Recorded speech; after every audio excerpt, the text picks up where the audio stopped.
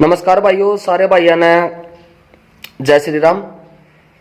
वैसे तो भाइयों, जिस भारत देश की पहचान भगवान श्री राम की वजह से है ना, उन्हीं के भारत देश में भगवान श्री राम का नाम लेना ही एक गुनाह हो गया है। उनका नाम लेना ऐसा हो गया कि जैसे भाई मौत को बुलावा देना। उनका नाम लेना इतना बड़ा गुनाह हो गया है कि लोगों का कत्ल कर दिया जाता है सरेआम। आपने पता लगा होगा कल भाई दिल्ली के अंदर मंगोलपुरी में क्या हुआ। रिंकू शर्मा नाम का एक लड़का, नौजवान लड़का भाई, जो भगवान के राम मंदिर के लिए पैसा इकट्ठा कर रहा था, चंदा इकट्ठा कर रहा था और भगवान श्री राम के नारे लगा रहा था। सिर्फ इस बात की वजह है कि उसने श्री राम जी के नारे लगाए तो वहां शांति दूत समुदाय के कुछ लोग थे, और जहां इन सूरों की भीड़ हो है तो ये थोड़ा सहन कर सकेगा भगवान श्री राम का कोई नारा लगा देने के सामने। उन्होंने उसका कत्ल कर दिया चक्कू मार मार के। और उस भाई के पिता की हालत देख ली ना आपने, आप भी बेहोश हो जाओगे।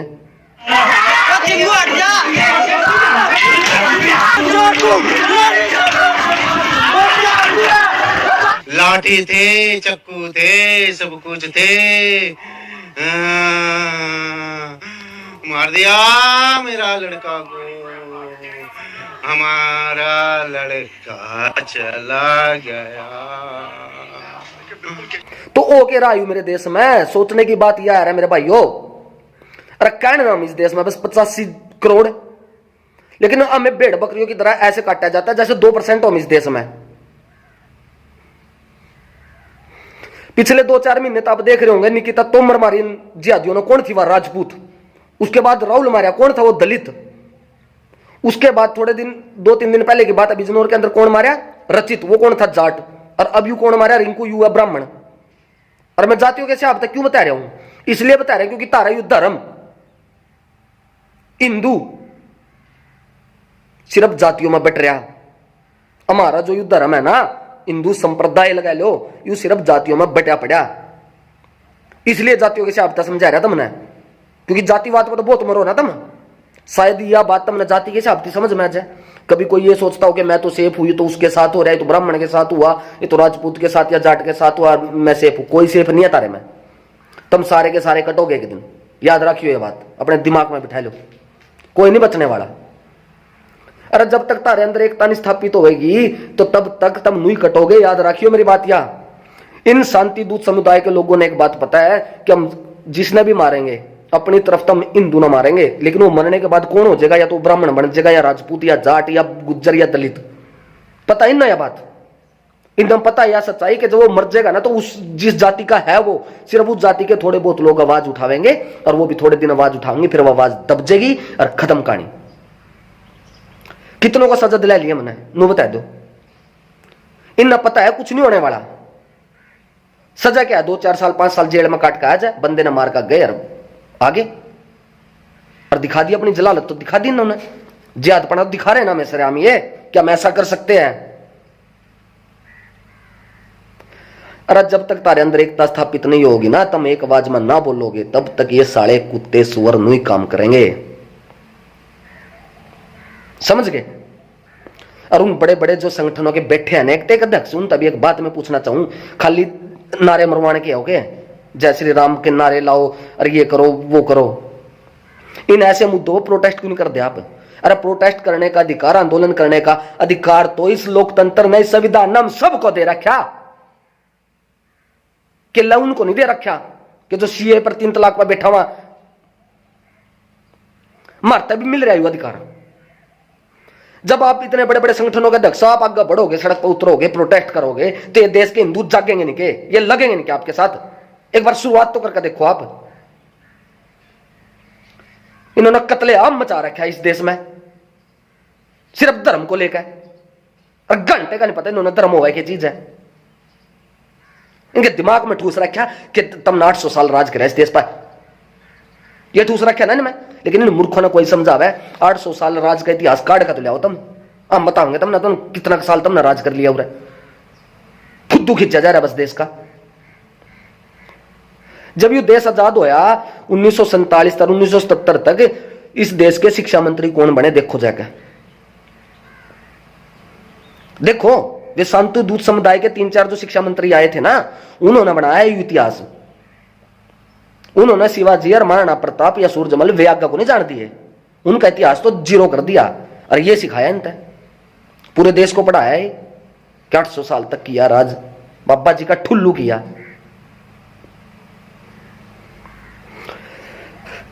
भाई सोचने की बात है मेरे भाई, तुम जातियों में तो लड़ो, हिंदू समाज की ये जो जातियों के संघर्ष चला ना, जब जातिवाद के संघर्ष चला उसमें बहुत से लोग लाइव आवे, हम न्यू कर देंगे, हम न्यू कर देंगे, हम यूं योद्धा, हम इतने बड़े योद्धा।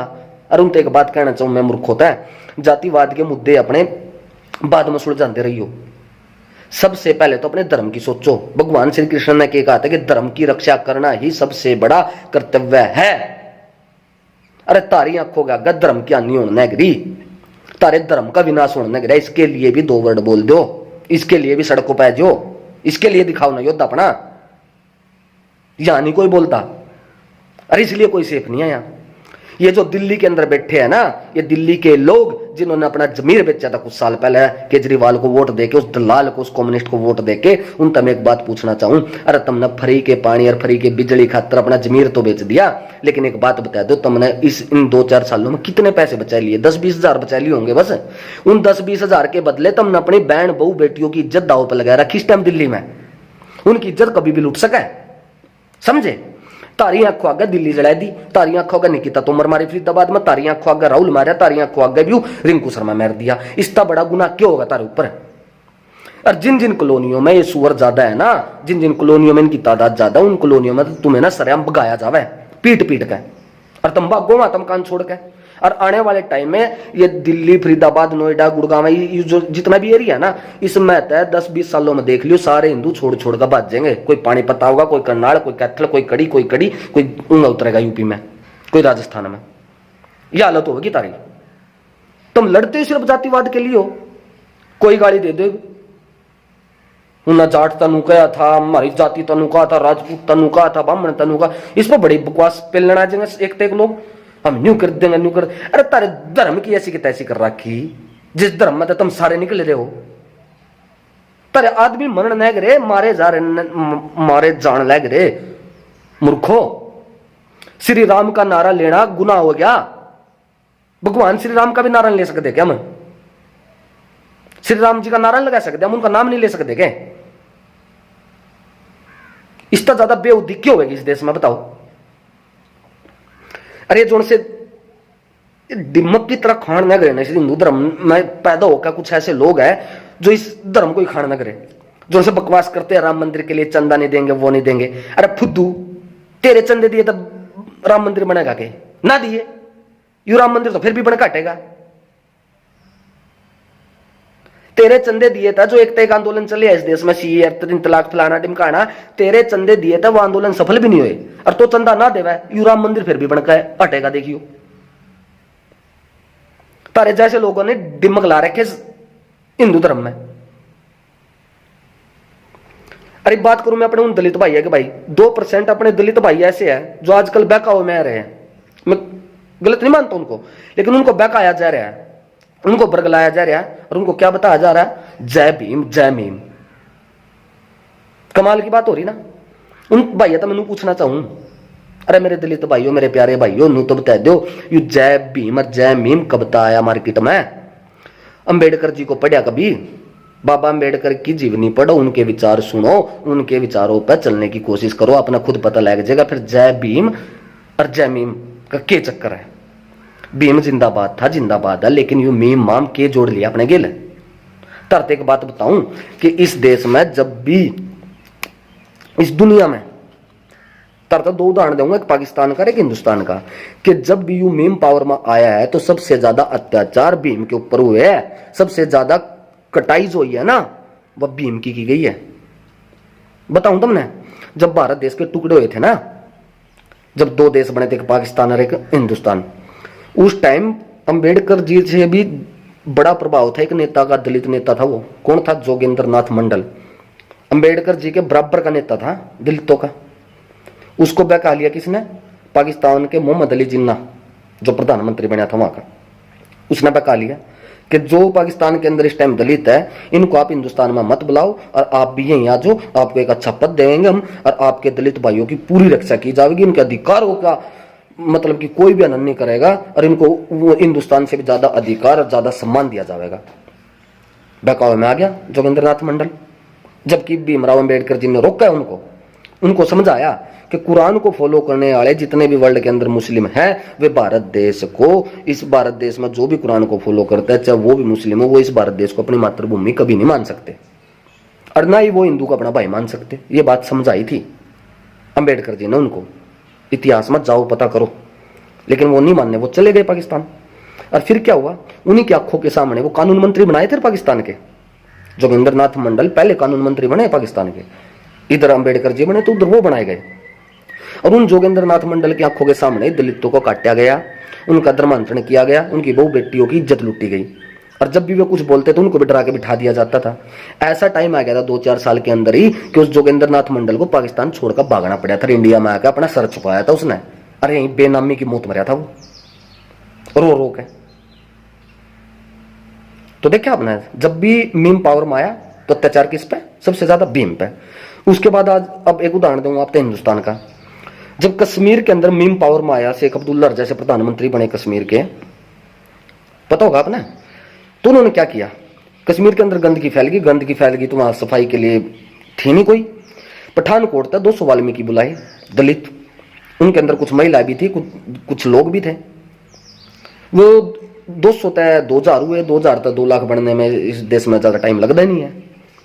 तो फिर उन्होंने क्या किया, वहां की सोच देखो उस मीम की। उनके पास वहां का संविधान उनके हाथ में था, वहां का कानून उनके हाथ में था।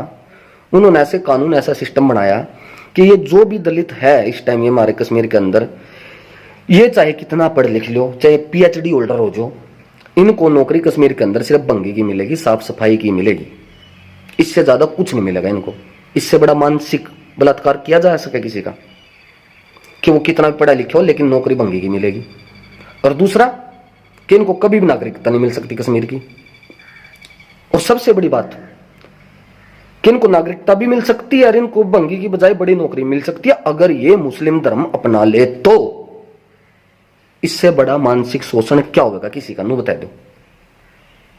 और उनको सरेआम काटा या मारा इसलिए नहीं, कभी आप ये सोचते हो कि इन पे दया कर, इनके साथ उनका प्यार था, या बात अपने दिमाग तक निकाल दो। उन्होंने इन लोगों को इसलिए नहीं मारा, इसलिए नहीं काटा क्योंकि उन लोगों को इनकी जरूरत थी। उनको इन लोगों के सिर पर अपनी टट्टी डुवानी थी। ये थी असली बात।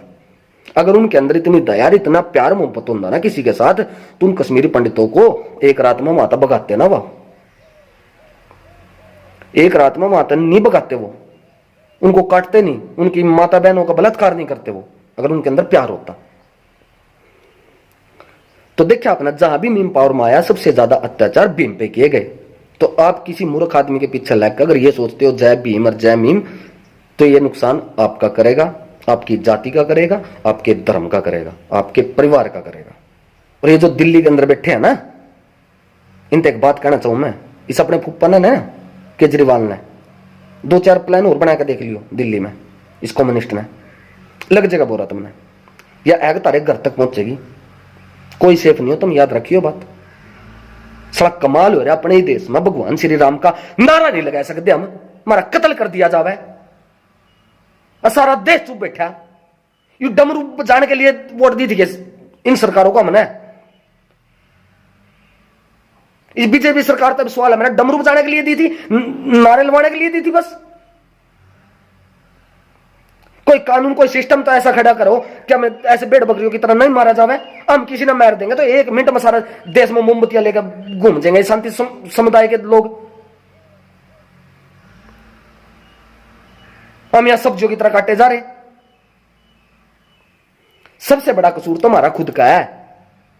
हम खुद हिंदू कायर हो चुके, कायर। ये जो एक संगठन के बड़े बड़े बैठे हैं, अध्यक्ष बने, बड़े बड़े समाज सेवी, ये क्यों नहीं आंदे आ गए?